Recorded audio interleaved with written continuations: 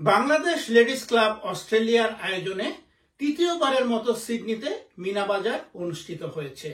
গত 17 আগস্ট শনিবার সিডনির ইঙ্গেলবার্ন কমিউনিটি সেন্টারে এই মিনাবাজার দুপুর 12টা থেকে শুরু হয়ে রাত 11টায় শেষ হয়। বিনামূল্যে প্রবেশ ও আশেপাশের গাড়ি পার্কিং এর সুবিধা সহ নয়নাভিরাম সাজসজ্জায় সজ্জিত মিনাবাজার প্রাঙ্গণে ছিল প্রচুর দর্শক সমাবেশ। আনন্দ উল্লাস, রকমারি পোশাকের স্টল, মুখরোচক খাবার ও গহনার স্টল সহ অনুষ্ঠান প্রাঙ্গণ এক টুকরো বাংলাদেশে পরিণত হয়। বাংলাদেশ লেডিস ক্লাব অস্ট্রেলিয়ার প্রেসিডেন্ট রাহেলা আরিফিন ও জেনারেল সেক্রেটারি শিরিন আক্তার মুন্নি শুভেচ্ছা বক্তব্য রাখেন।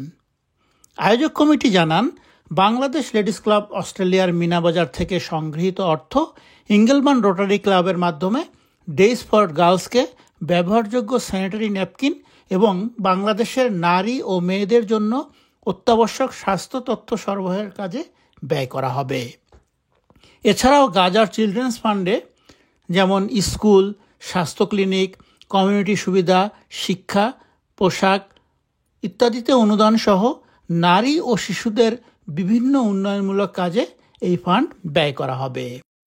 মিনাবাজারের আয়োজনটির সমন্বয় করেন রেজা আরিফিন, শাখাওয়াত হোসেন বাবু, নায়েম আবদুল্লাহ, কাজী আলম রুবেল ও মলয় বিশ্বাস।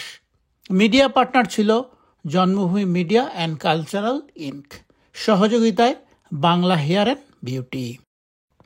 বাংলাদেশ লেডিস ক্লাব অস্ট্রেলিয়ার উপদেষ্টা ডক্টর জেসি চৌধুরী এক সংক্ষিপ্ত বক্তব্যে এই বছর অনুদানের কথা ঘোষণা করেন। আমি অনেক ভালোবাসি লেডিস ক্লাবের কর্মকাণ্ড।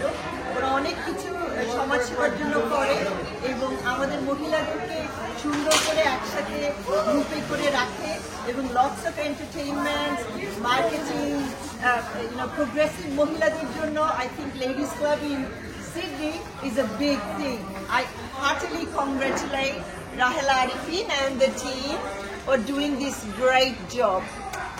Thank you. সবশেষে আয়োজক কমিটি উপস্থিত সবাইকে আন্তরিক ধন্যবাদ ও কৃতজ্ঞতা জানিয়ে অনুষ্ঠানের সমাপ্তি ঘোষণা করেন। Naim Abdullah, independent television, Sydney, Australia.